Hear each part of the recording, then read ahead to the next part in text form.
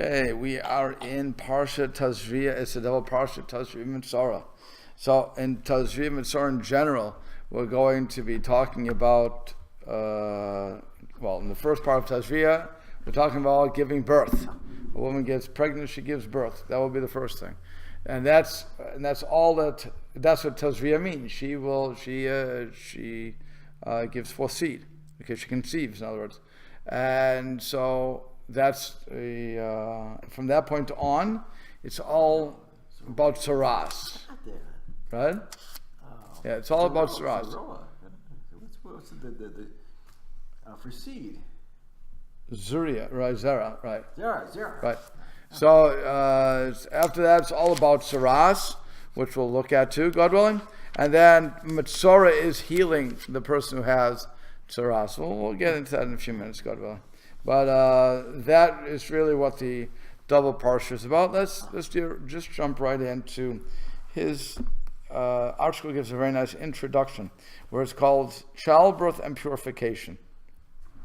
So it says the creation of human life is the most sublime phenomenon in the universe. By bringing it into being, man and woman become partners with God, who gives a soul to their offspring. But this new life begins with tuma, spiritual impurity, to show people that the mere fact of life is not enough. Life must be a tool for the service of Hashem. Otherwise, it is nothing. After this period of contamination, the new mother begins her cleansing process, culminated by the bringing of an offering. Before she brings it, she cleanses herself of the contamination. She was tamai, but still she may not consume sacrificial meat or teruma, because the mere absence of contamination is not yet the fulfillment of man's goal. Human aspiration must rise higher than the elimination of the negative. It must strive for positive achievement. One is not completely cleansed until one has come to the resting place of Hashem's presence with an offering that represents atonement for the past and dedication for the future. So you understand? What he's saying is a very nice thing. Art Scroll, since they're not quoting anybody, I'm assuming it's the Art Scroll team, where they're coming up with a very nice drasha, that it's not enough to remove something, to remove the contamination. I have to strive to do something else, and that means rise above. You have to strive for positive achievement. Now he continues to say, it is customary that as soon as a new mother feels well enough to leave home, she goes to the shul and hears kedusha or a similar part of the service. It also is customary that after the 40 or 80 days when she would bring an offering, her husband is called to the Torah as symbolic representation of the offerings described in this chapter. So when you give 40, depending on what you had, a boy or a girl, 40 or 80. Usually we see in shuls they call a husband up the next Shabbos, you know? Yeah, because he has to, if it's a girl, he's going to name her. If it's a boy, he's going to do a bris. So that's on those reasons he's getting aliyah. Does anybody remember the 40 or 80 days? That's for you to remember that. You're the father. The husband should ask. The husband. Okay. Husband should go to the gabbai, pay a couple of bucks. Yeah. And maybe give a kiddush. Okay. There's a shout out for everybody to give kiddushes. Kiddush, shalashut or something like that. Pay the money. Yeah. These offerings and rituals symbolize the birth and inaugurates the beginning of the ongoing privilege of raising a newborn child to a life of dedication and holiness that will enable Hashem to say to the child and to his parents, fulfill the purpose of the entire work of creation. That's his introduction. Let's get to the story. So Hashem spoke to Moshe saying, speak to Bnei Israel, Lemor, saying, Isha ki Tazria, when a woman gives birth, when a woman conceives, V'yalda zachar, she gives birth to a boy, V'tam'a shivatimim, she will become impure. You're on the right page? We're on 608. Yeah, I was on 620. Okay. She will be impure for a period of 7 days. What's the level of impurity? Kamei nidat devota titma, like the time of her nida separation or infirmity, whatever they want to call that, she will be impure. Rashi brings down a whole thing about what are we talking about the woman here. It says, Amal is Amar of Simlai. So Rav Simlai said, Kishem Shirato Shal Adam Acher Kol Behema. Just as in the creation story in Bereshis, we learned about the creation of man after every animal. First everything else was created, and then man was created. Kol Behema Chai Va'of, after all the, like I said, the animals, birds, and wild animals. So also this Torah, so also this parsha dealing with the birth of a human is after the what we heard in the last parsha about the behema chayanov, the behema, the wild, the domesticated wild animal, domesticated and wild animal, and also the birds. Okay, so then it says that's why we're learning it now. Because again, it's coming right off of Shemini, but we're dealing with animals. We had all the kosher laws. It says you should be holy and so on and so forth. Suddenly we're hearing about humans, human birth. Why are we hearing about it? Because just as we heard about, just as God created the animal kingdom first and then he created man, so also here we heard about the animal kingdom first, now we're hearing about man. Okay. Then it says when she becomes pregnant, when she has seed, conceives, that's the word. Okay. Even if she has a miscarriage, the laws still apply here. That's what it means. Even if she has a miscarriage, she still is unclean. The laws are needed. The laws of separation. In either case, I mean, there's going to be a flow for a period of time, huh? I mean, so is that the reasoning? Is that the reasoning that God had? Oh. Well, I mean, after just possibly a normal monthly cycle. Right. Well, I mean, you have to wait till the flow stops, right? Right, but there, the baby yes, is born, there's going to but here the baby is born. Yeah. So what's going to be very interesting about the baby being born is the first 7 days for a boy, the first 14 days for a girl. Yeah. She is impure. She's a tamai. I don't like the word impure. She's tamai. Let's use the Hebrew here. Okay, y'all know what tamai is, yes? And tahor, tamai is spiritually impure, tahor is spiritually pure. Let's stick to the Hebrew for a second. Okay, it's much easier. So, because otherwise people will say unclean, well, it's totally false, not a matter of unclean. She may be fastidious and keep herself sparkling clean, dove dishes, dove washing it off constantly. We're not talking about clean, we're not talking about dirt on her. She's not unclean, she's spiritually impure. Okay. And by the way, anybody who goes from one level to another becomes tamai. This is because we're you're descending levels. When you descend levels, you always become tamai. Right, as long as you're going down. If you go up, you don't become tamai. Also, speaking of Nita, during the entire term of her pregnancy, there is no. Okay, so wait. So now, like I say, I just want to clear this up. Yeah. We're going to see this too.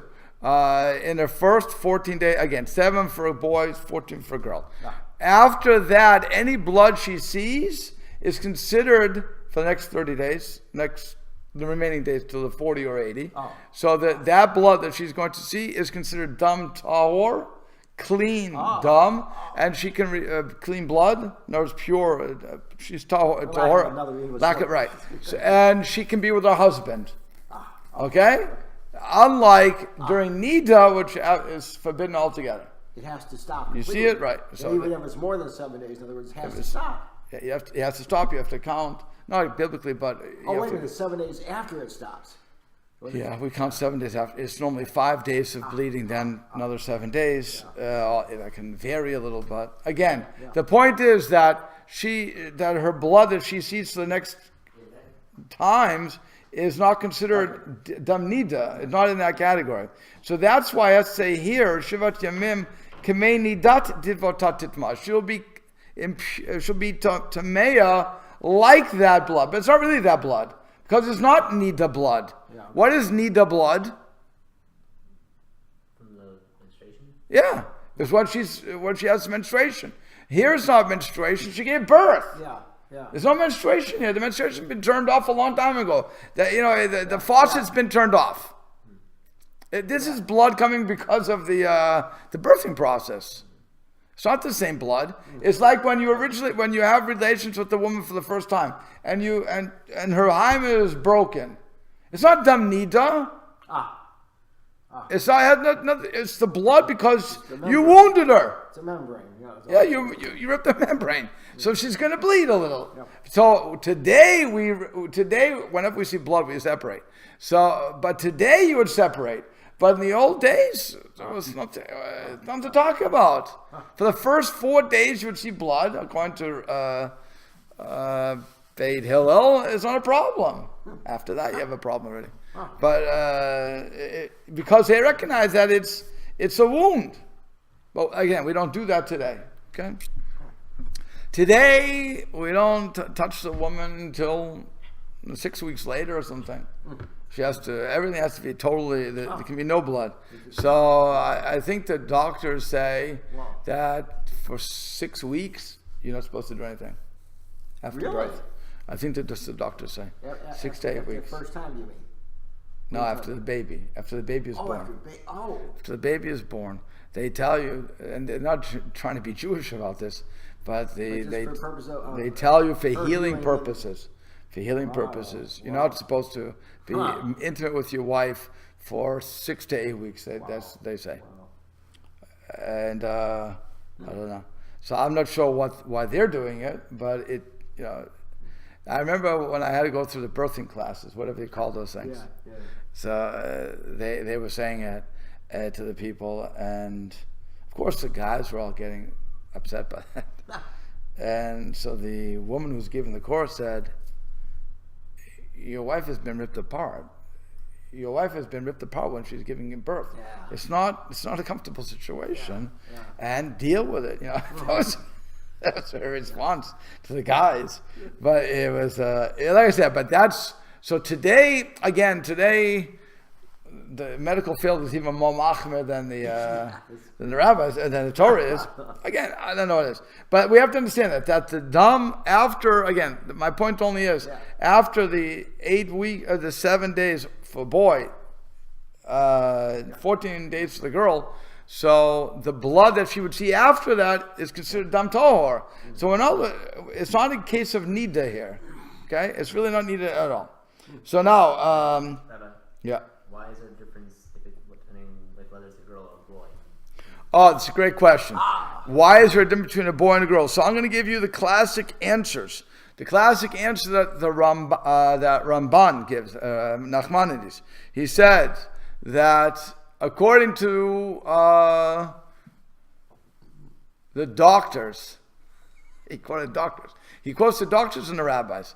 According to the doctors, when a woman gives birth to a boy, her blood, because of the nature of the boy, is warmer.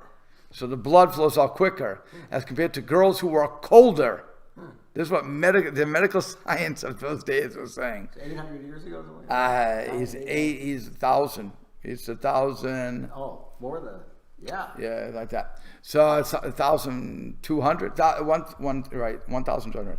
So he says like that. He quotes that opinion, and that's why the girl, since it takes longer, the blood was colder, it takes longer for it to get out. So, and then he quotes the rabbis saying, no, that's not how it works, and he leaves it like that. There's, they give you a reason here that says, Rav David in 5 should be contaminated for 2 weeks. Again, we're going ahead of this, but Rabbi DZ, I'm not sure who DZ is, Hoffman, suggests that the 2-week period should have applied to the birth of the son also. However, the Torah removed the status of being tamei, contamination, from the mother of the boy after only 7 days, so she would be purified before the bris, milah, celebration of her son. So she can participate in the bris. Otherwise, she can do anything. So it could be that that's what's going on. Again, science, I don't think modern day science would say that the blood is colder when a girl is being born versus a boy. My explanation, you want to say something? Yeah, I read something when I was having that online discussion with the atheist guy. He goes, "This is one of the things. This exactly is what he said. Wait, so you really discriminate because she's got to wait twice as long after a girl has done for right." And so I Googled on it. Hashem. And I think it was a response by Rabbi Jonathan Sachs, as a matter of fact. And said something that because a girl will eventually be able, God willing, to be able to bear children. So that was, I forget exactly how he worded this now, but that they need twice as long because, it's a longer period to become tahor.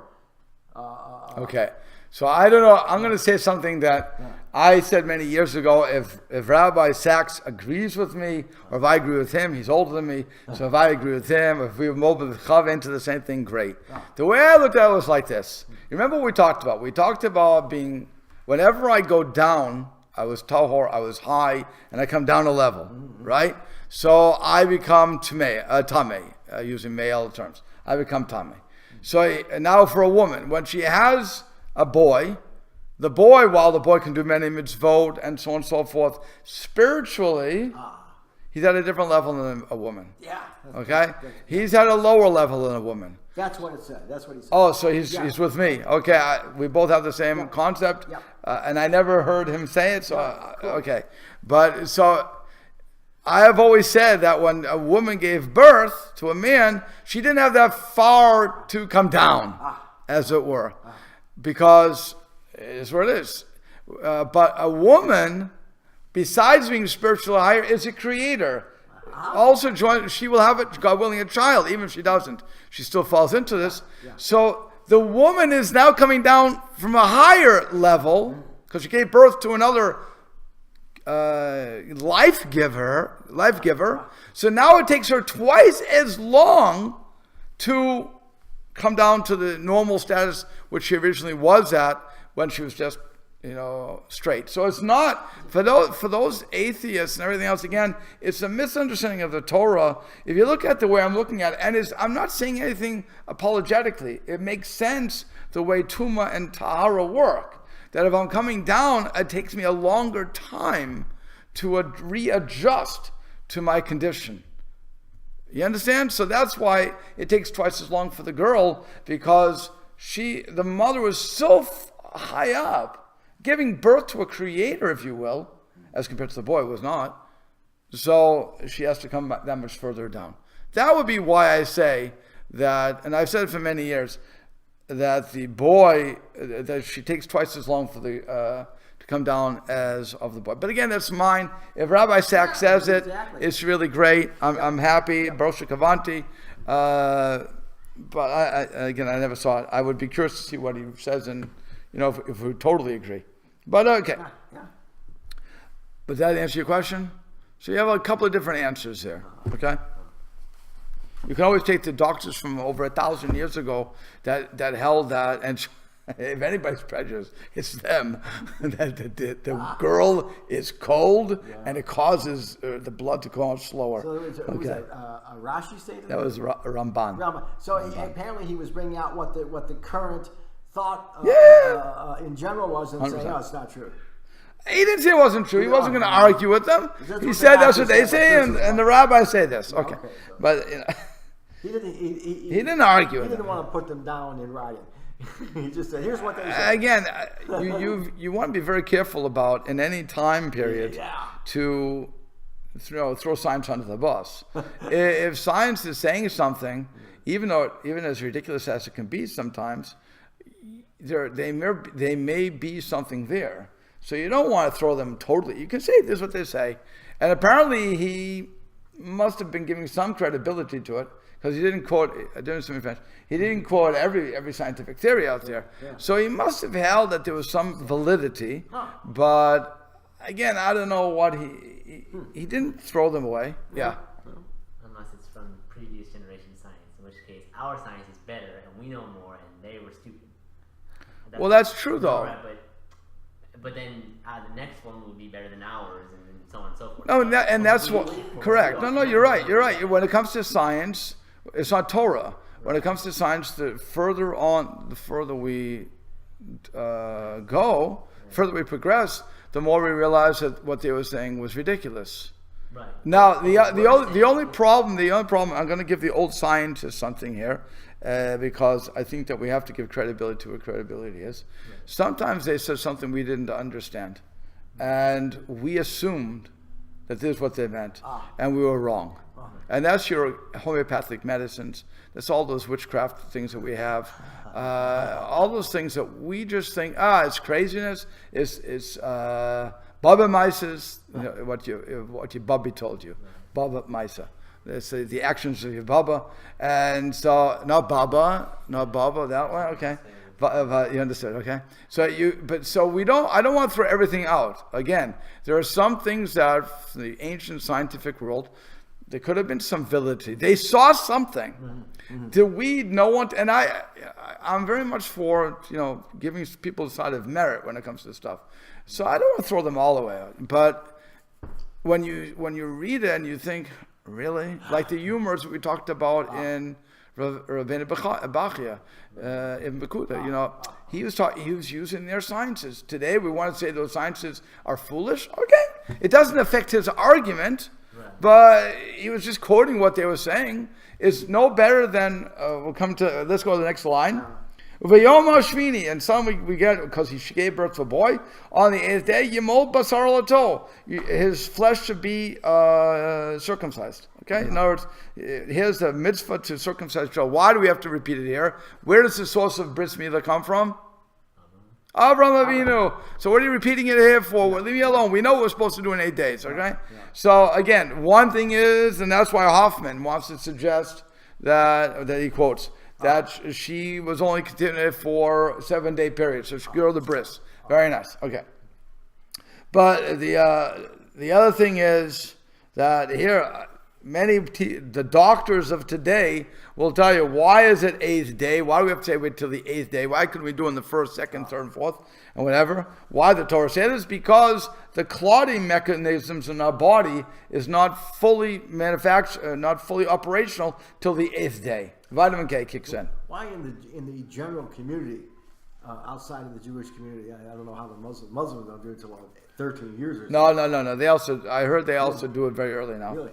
Yeah. So in the general community, assuming the baby's of good weight and everything looks healthy, they do it right on the spot. Because in the hospitals, they don't do what we do. In other words, we don't have clamps. We don't have these gas. For them to do a bris milah in the hospital, they put on all the things to stop the blood. They clamp it up, blah blah. We don't do that. Oh, you mean they're doing on a newborn the first day? Right. We don't do that. We it's a chick chock and 1, 2, 3. They're going through a whole 45-minute operation. It's torturous. It's mom is torturous to a child. I don't know why they do it. And first, second, whatever. But the reason what I'm saying is modern science will tell us. 30 years ago, I don't know what modern science says. 30 years ago, modern science said, can you say that? 30 years ago, modern science said, I don't know. All right. So they said that vitamin K kicks in, which is the clotting vitamin. And that kicks in after the day. How did the Jews know this? Because God told us, Michigan. It wasn't. We didn't break it up. Okay, we didn't make it up on our own. But it was a command. And it's all. But again, that's using science. Doesn't mean now if let's say chas v'shalom the child can't clot. I used to have hemophiliacs. That's why the halacha said if you lose 2 children, 2 boys to bris milah, you don't circumcise the 3rd one. You don't hope that it's going to clot. You don't do that.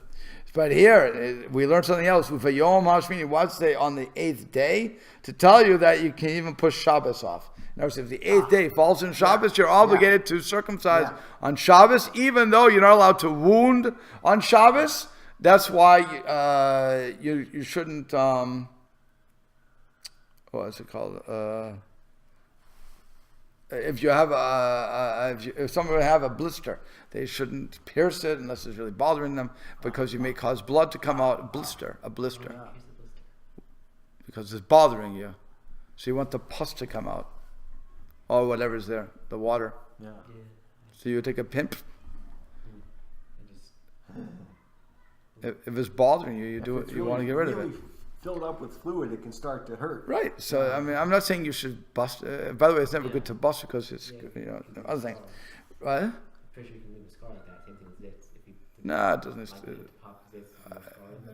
Not a zit. I'm not talking about a zit here. We're talking about a boil or a blister.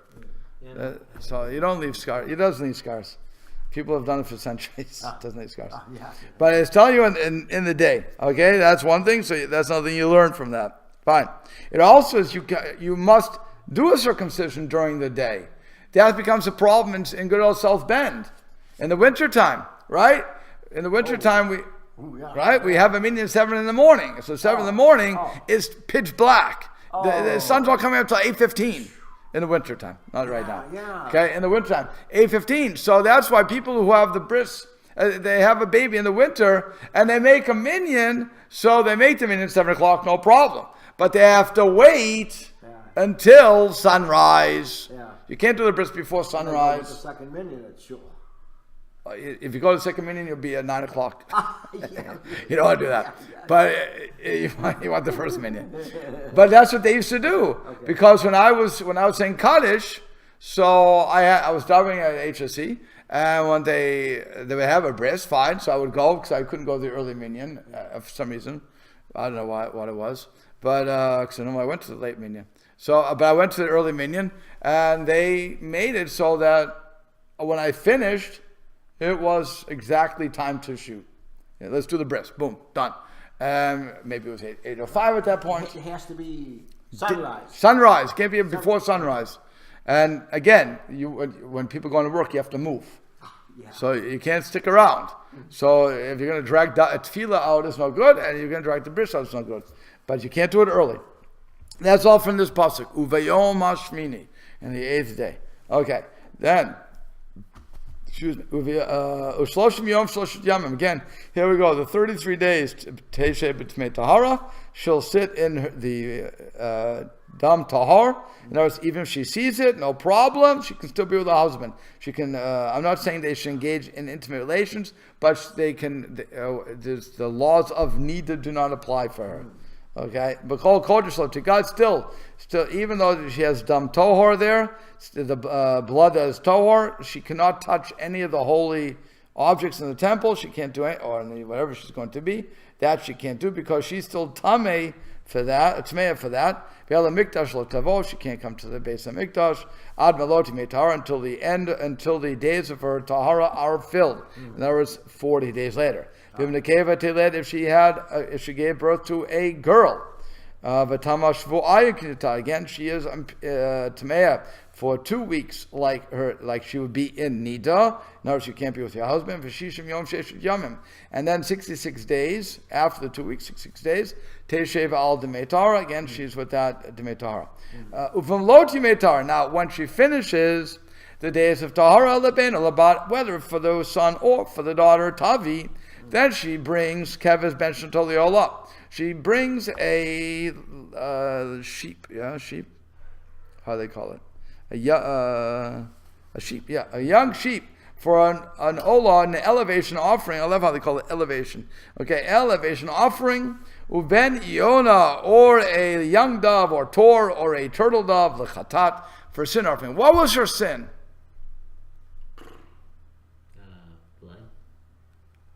Blood is a sin? That's not fair. Why she gave birth? I mean, blood comes with it. Somehow you're impure, so there's. Say again? Somehow you're impure, so there's something there. Hey, how are you impure? Well, because the blood came out, so she was. Again, she goes into a needed type status. Right. But that would make her, after her menstrual cycle, she doesn't bring a korban. Okay. Okay. Shooting to the stars. I don't really know. Say it again. Shooting in the stars, I don't really know. Shooting in the stars, you don't know. Okay, so let me just finish the pasuk. El petak al moed elakon. She brings that both of these offerings to the opening of the tent of meeting to the Kohen. So now Rashi explains. Let me see. Does he explain before I say he explains? If he not, I'll say it. Okay, the famous statement is that what happened when she was giving birth, she made a shavua. She made an oath, I will never let that guy touch me again, her husband. She's in pain, and she makes a shvuah. Never again. Oh. And now, of course, when the thing is over, she does shuvah for that. And even though she didn't really say it, or she said under duress, and really she's not really guilty for all those things, still no, she brings a sin offering. Okay, that's one thing. No, in her mind, I'm not going to go through this again. Is that what Right. Now, really, again, she doesn't really have the power to make that shvuah because her husband when he married her, he bought exclusive sexual rights to her, and that was part of the contract. She has no right to destroy that contract, so on and so forth. But one second. I just want to finish what I'm saying. So that would be the reason that the rabbis give. Now I want to go back to what I said originally. What I said originally, that she went from such a high level down. What happens when a Nazir? What happens when a Nazir? Because he says, I want to be a Nazir. And let's say nothing happened at all. He has to bring a sin offering when he finishes too. Why?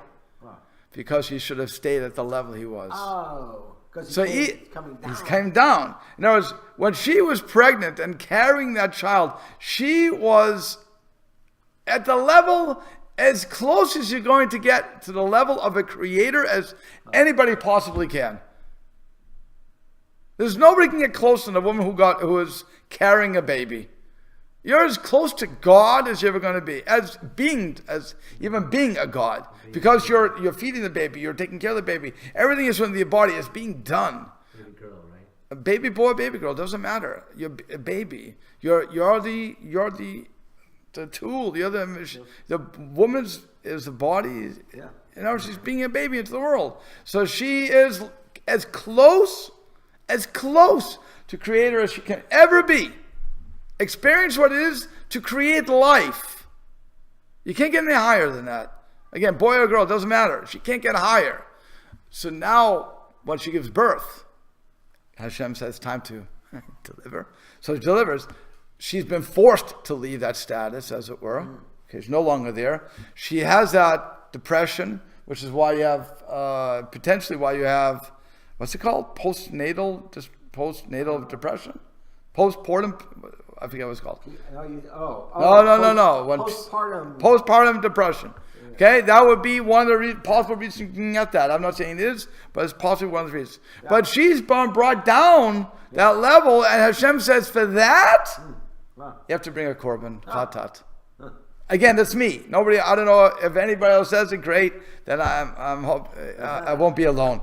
But I think that's another thing that's going on here. That's why she has to bring a korban chatat, because she came down levels, which would make sense again, like fallen Nazir, all these other things. That's amazing though, because I still remember when ours were born, and that was part of the classes we went through, that you got to treat your wife carefully because she's going to experience a depression. Right. At least of some sorts right. afterwards. And again, why that depression? Because you've come down tremendous levels. Yep. Again, you had a woman has such a connection to that baby that we never had. That as men we will never have. Yeah. Nobody in this room will ever understand what a woman goes through to feel the baby kicked and blah blah blah move, and then have to get up a certain way because God only knows you can't just get up like we get up. Okay, and you can't sleep for a couple of months because the baby's kicking you. Okay, and the man is just snoring away. But we don't have that connection.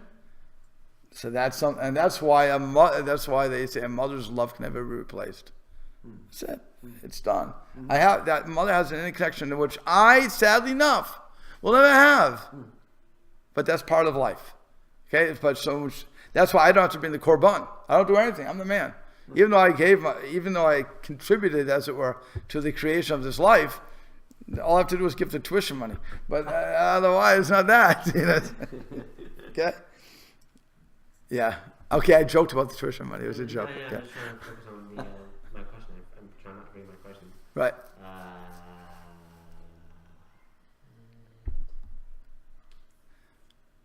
Turtle dove. When it says when offering a dove, why is it always a turtle dove? Why specifically turtle dove? I believe, if I remember correctly, that's because they were. It was the best. Not only it's always again it's a young dove or turtle dove, two different things. Okay. So if I remember correctly, that is the best cut of the best type of bird to offer. There's it's the most meat or something. Could be another type of bird. Why not a morning dove? Or a chicken? No, it's I'm not sure why God picked them, No, but I that's think a, it's the best That's what it amount has of to. meat, but that's if we're going for meat, then why not a chicken And or also, a duck or and also a morning dove is bigger than a turtle dove. okay. So, but it's not only size. Again, it's a matter of. I'm pretty sure Ramban talks about this, and I remember something about that. It was somewhere along the lines of it was just the best cut that you could get. The other ones, chickens and everybody else. In other words, when I kill a cow, okay, and I want certain cuts of meat. So it all depends on who you're talking to, but most people just tell you that the rib is the best cut of meat. Most people, because they like you know what I'm talking about. But I'm just telling you, most people say that the rib is better than, let's say, the brisket, okay, or whatever you want to say. So, but not everybody holds that. So now we're dealing with what God wants. And again, the Ramban is looking and saying, why would God want, you ask your question really, why would God want? So it seems that this would be why. And because the other ones have too much liquid, or too much fat, or there's too much this, too much that. So like I said, you're looking at the best cut, if you will. And again, if you're looking about sacrifices, by the way, which hurts more? To give God the garbage, or to give him the best? Which will affect you more? The best. So you have to look at it like that. Yeah. What kind of? So there are obviously turtle doves in the Middle East. Are there different kind of doves over there? I don't know. Yeah, I know there are. I'm pretty sure flickers. You're asking more than I can tell you. Okay. I really don't know. And of course, even if they have it today, it doesn't mean they had it then. No, I know. Like Right. native to the land. I don't know. Flickers are native to America. I don't know. Like I said, I'm not sure. Okay, so let's go on. Okay, you ready? Okay, let's go on. So Vikrivo again. So it says Zion and number 7. Hikrivo lifnei Hashem v'kiper aleh. He brings it before Hashem. He being the Kohen, he brings it before Hashem and atones for her. And she becomes tahor from the source of her blood. Zot Torah hayoledet. This is the law of the yoledet, the woman who gives birth. La zachar ol anakevat, either the male or the female. V'im lo timsa yada. They say, let's say she can't afford to bring a sheep. V'lachas shtei torim o shnei bnei yonah. So what she does is she just brings the 2 turtle doves or the 2 young doves. Notice that's a cheaper amount. So then the Kohen will atone for her and she will be tahor. What? So does it? If it's young, it doesn't have to be a specifically a turtle dove. It could be any dove. It says, well, it could be 2 turtle doves or 2 young doves. But No, so it's originally 1-1, Yeah. right? So then it says, but if she can't afford the sheep, she can be 2-2. Right. Yeah. So if it's a young 2 or 2, I should say. right, if it's a young dove, it doesn't have to be specifically a turtle dove. No, No. Okay. it has to be young dove. That is the only type of bird that can be brought? Dove or turtle? I believe so. I'm not sure. I believe so. Okay. So now we're going to get into tzaraas. So what is tzaraas? If you go to him, number 13. You go right here, 13. Oh. Okay. So it says, you have it? For hundreds of years, the term, the proper translation of tzaraas has been leprosy. And it was commonly accepted that prevention of the disease is It was commonly accepted that prevention of the disease's spread was the reason for the quarantine of the suspected victim of tzaraas and the exclusion from the camp of the confirmed Metzora, the one who has tzaraas, the person who is smitten with the malady. So Reb Hirsch, Reb Hirsch demonstrates at length and conclusively that both of these notions are completely erroneous. Very briefly, if you go through Rav Hirsch, we have the book here. He does go at length on this situation, but very briefly he shows that the symptoms of tzaraas, as outlined in our Sedra, are far different from those of leprosy.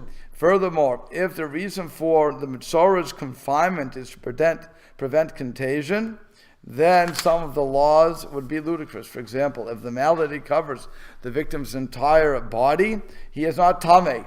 But if his skin begins to heal, he becomes tamai. In the case of a house that is afflicted, the Torah prescribes that before the house is pronounced tamai, all of its contents should be removed, because they would become contaminated if they were left inside at the time of the pronouncement.